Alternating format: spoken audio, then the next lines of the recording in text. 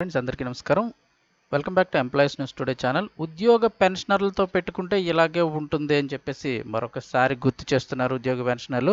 దానికి సంబంధించిన వివరాలు తెలుసుకుందాం. వీడియో పూర్తిగా చూడండి. అలాగే తప్పకుండా ఒక లైక్ చేయండి, మరింత మందికి రీచ్ అవుతుంది. వివరాల్లోకి వెళ్తే, ఉద్యోగ పెన్షనర్లతో పెట్టుకుంటే ఇలాగే కొట్టుకుపోతారు.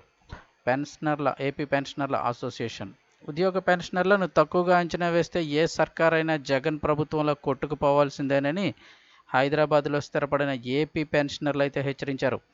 ఆంధ్రప్రదేశ్లో నూతన ప్రభుత్వం ఏర్పడనున్న సందర్భంగా శుక్రవారం తెలుగుదేశం పార్టీ అధినేత చంద్రబాబు, జనసేనాని పవన్ కళ్యాణ్, భారతీయ జనతా పార్టీ రాష్ట్ర అధ్యక్షురాలు పురంధరేశ్వరికి శుభాకాంక్షలు తెలిపారు. ఏపీ పెన్షనర్ల అసోసియేషన్ ఆధ్వర్యంలో సోమవారం సోమజిగూడ ప్రెస్ క్లబ్లో కేక్ కూడా కట్ చేశారు.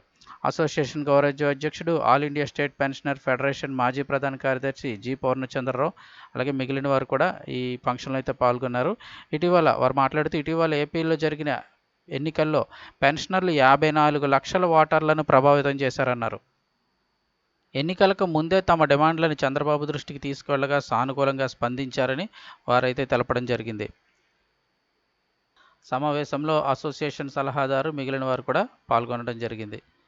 ఓవరాల్గా వాళ్ళు చెప్పేది ఏంటంటే, ఈ ప్రభుత్వమైనా, వెళ్ళిపోయినప్పుడు ఓడిపోయిన ప్రభుత్వమైనా, ఇప్పుడున్న ప్రభుత్వమైనా కూడా ఉద్యోగ పెన్షనర్ల విషయంలో కాస్తంత జాగ్రత్తగా వ్యవహరించాలి. వారు అడిగే కనీస డిమాండ్లు, వారు గొంతెమ్మ కోరికలు కాకపోయినా వారు రెగ్యులర్గా అడిగే కనీస డిమాండ్లను అయితే కనుక న్యాయంగా, అంటే వారికి రావాల్సిన న్యాయపరంగా రావాల్సినవి కనీస డిమాండ్లైనా కూడా నెరవేర్చకుండా ఇబ్బందులు పెడితే ఇలాగే ఉంటుందని అయితే ఒక హెచ్చరిక జారీ చేసినట్లుగా ఆ ప్రభుత్వానికి అయితే కనుక అర్థమైంది. ఇప్పుడున్న ప్రభుత్వం కూడా మరింత జాగ్రత్తగా వ్యవహరించాల్సిన అవసరం అయితే కనిపిస్తోంది.